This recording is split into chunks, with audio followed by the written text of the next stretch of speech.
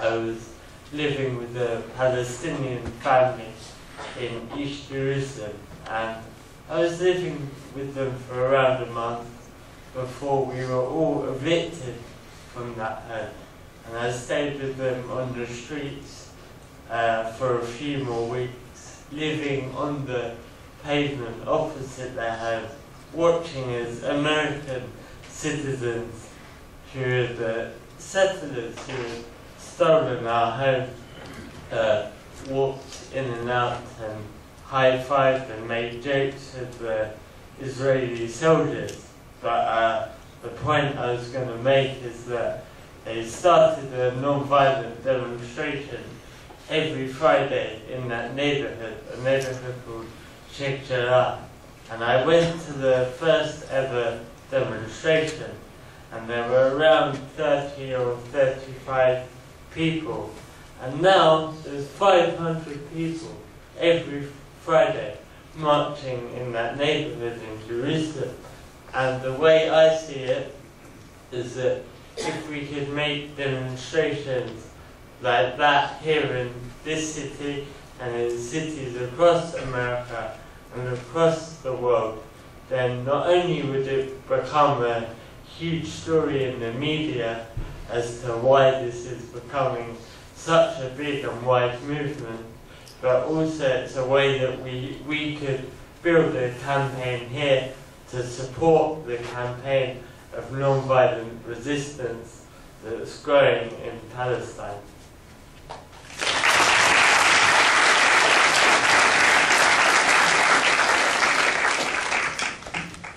Hi. I just first wanted to say is I'm one of those people that's a devil's advocate, and I like to try and find a way to argue with someone as best as I can, and I could not find anything that I could argue with you to ask you a question about.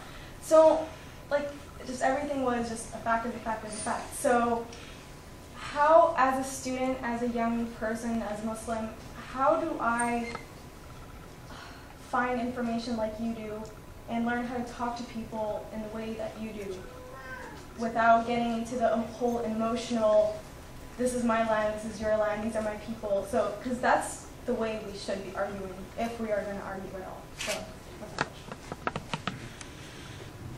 I think that's an important question, and you have to remember I'm more than twice your age and then some. So it took a lot of practice.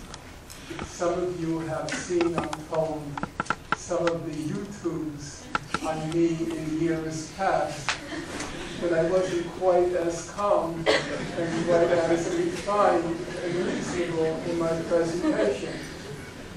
I have changed, that's for sure. One of the reasons I've changed is because in the past, nobody would listen, and you felt like you were just a voice in the wilderness, and you wanted to shout so people would hear. But now, as one of the questioners pointed out, and as Jodey confirmed, people now are ready to listen. So we really don't have to shout anymore. All we have to do is calmly relate the facts. And we don't have to use obscure sources. There are older people in this room, not many, but a few. And they will recall in the past 20, 30 years ago, when you wanted to cite Israel's miserable human rights record, you could only cite fairly obscure sources, not to in any way denigrate them, but they were marginal. For those who are older in the room, they'll remember a person named Dr. Israel Shahak from the Hebrew University. How many people remember him? I'm just curious if anyone remembers him. No, very sad. You do, yeah. Or Leah Simmel, the lawyer, or Felicia Langer, the lawyer. How many people remember Leah Simmel and Felicia Langer? Right, it's just a handful. They were principal people, but they were obscure people, and it was easy to discredit them. One is a Stalinist, one is a Trotskyist, Shahak is crazy, which is what they used to say. But nowadays the job is much easier, because you don't have to cite marginal people. You can cite Amnesty. You can cite Human Rights Watch. You can cite Haaretz. You can cite Betleim. You can cite Richard Goldstone, a person who keeps insisting very emphatically that he's a Zionist. But he says the Zionist, Israel really needs to be hauled before the International Criminal Court. So I think our job is relatively as compared to the past, our job is relatively easy. So we should be, as I said, hold on to the truth that's been documented by uncontroversial sources. And the second thing is, as I said, to be reasonable, to show this is not about scoring ideological points, and it's not about trying to vanquish anyone. It's about trying to end a conflict, which is resolvable. And the other important thing is to make sure that you convey that it's not an issue about Muslim versus Jew. It's not a religious issue. And it's not about the Palestinian point of view versus the Israeli point of view. Or as they nowadays like to say in academia, the Palestinian narrative versus the Israeli narrative. It's about what's true and what's not. What's just and what's not. And in this particular instance, meaning the Israel-Palestine conflict, it's not very controversial to answer those questions. So, for example, in the cases I cited this evening, you want to say that Richard Goldstone's report is not true. But then you have a real problem on your hands.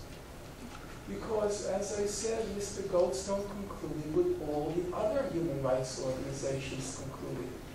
So are you saying that Amnesty International lied, Human Rights Watch lied, John Dugard lied, the Palestinian human rights organizations, they all lied, the international medical fact-finding missions, they all lied, and if they all lied, what was their motive?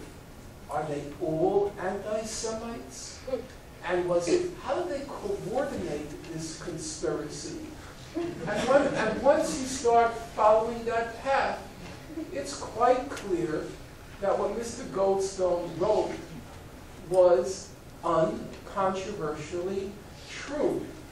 And it's the same thing about the basic principles for resolving the conflict. There's no real controversy in the real world. So, to the extent that we can grasp truth, and as everybody in this room knows, truth is always an indefinite approximation. You can never be certain that what you think is true. But to the extent that it's possible to grasp truth, in this particular conflict, it's just not very difficult.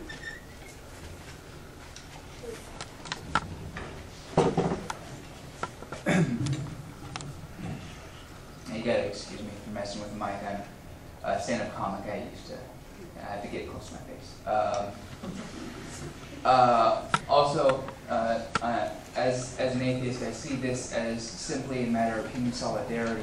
I was wondering, you mentioned the media, how we could use maybe direct action to change the perception in the media as it being an Israeli-Palestinian conflict or an anti-Semitic issue, if you disagree, to change the discussion to one of human solidarity. Okay, I'm going to ask Jodey to answer that.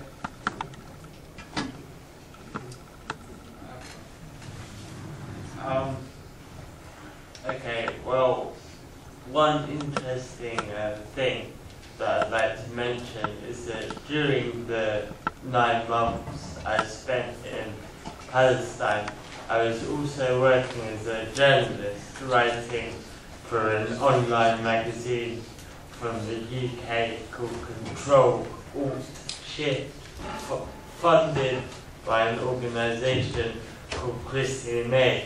Now, while I was in Gaza, I saw that the Israeli Prime Minister, Shimon Peres, was in the German Parliament